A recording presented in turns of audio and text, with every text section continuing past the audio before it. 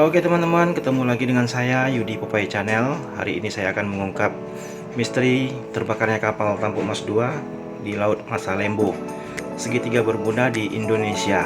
Oke teman-teman, selamat menyaksikan. 40 tahun setelah Tampo Mas 2 tenggelam masih menyimpan kejanggalan. Selasa, tanggal 27 Januari tahun 1981 kapal Tampo Mas 2 tenggelam di Lautan Masa Lembo. Selat di antara Pulau Jawa dan Sulawesi tersebut menjadi saksi tewasnya ratusan penumpang. Tahun ini berarti sudah 40 tahun tragedi tersebut terjadi. Namun hingga sekarang, masih menyisakan banyak cerita di dalamnya. Termasuk kejanggalan-kejanggalan yang ada sebelum, saat, dan setelah tragedi tersebut terjadi.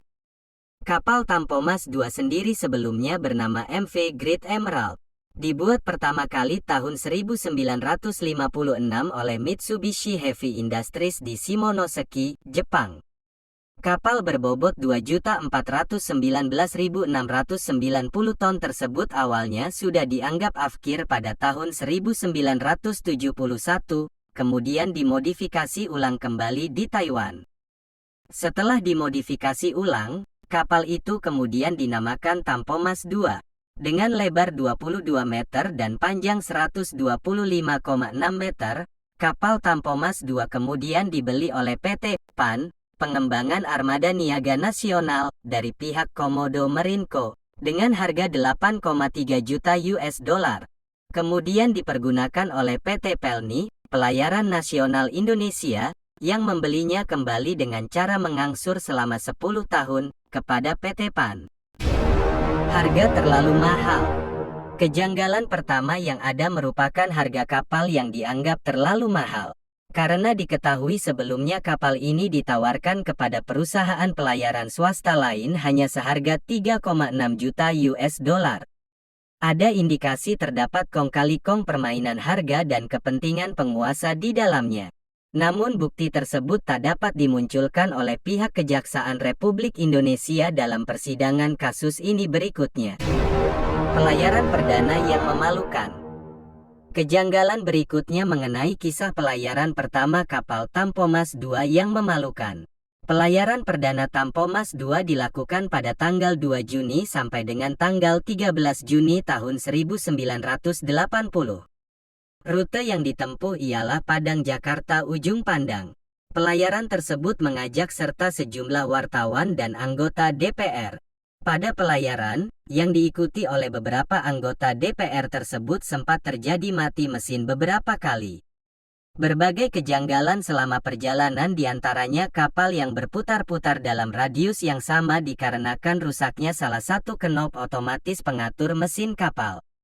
Selain itu juga terjadi pembatalan acara show kapal karena matinya aliran listrik dalam waktu yang lama. Menurut seorang wartawan, 6 kali mesin kapal rusak selama dalam perjalanan. Penumpang gelap. Kejanggalan ketiga mengenai masalah penumpang gelap di dalam kapal. Dalam pelayaran tersebut, seluruh penumpang yang terdaftar berjumlah 1054 orang, ditambah dengan 82 awak kapal. Namun diperkirakan keseluruhan penumpang berjumlah 1442 orang, termasuk sejumlah penumpang gelap.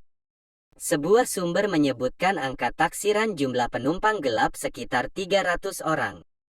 Tim penyelamat memperkirakan 431 orang tewas, 143 mayat ditemukan dan 288 orang hilang bersama kapal, sementara 753 orang berhasil diselamatkan. Sumber lain menyebutkan angka korban yang jauh lebih besar, hingga 666 orang tewas. Dari catatan kapal tanker Istana 6 berhasil menyelamatkan 144 penumpang Tampo Mas dan 4 jenazah, sementara KM Sengata menyelamatkan 169 orang dan 2 jenazah. Kapal lain KM Sone tercatat menemukan 29 mayat termasuk mayat nahoda KMP Tampo Mas 2 Kapten Abdul Rifai. Tindak lanjut tak jelas. Menteri Perhubungan kala itu, Rusmin Nurjadin menjelaskan kalau tak terjadi hal yang aneh di ruang mesin.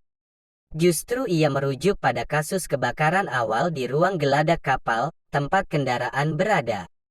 Menurutnya goncangan ombak laut yang memang besar pada saat itu, membuat kendaraan yang dimuat di dalam kapal bergerak dan membuat percikan api.